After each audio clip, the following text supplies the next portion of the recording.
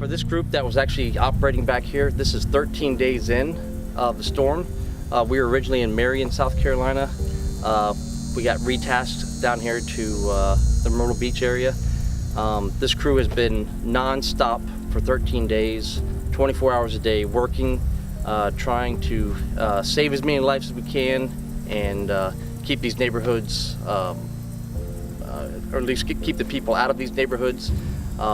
So this crew, I can't thank enough. These guys are notorious for not stopping and keep going. So we just hope that people see that we are still out here, we're still working, the floodwaters are still here, and we'll keep going as long as they need us.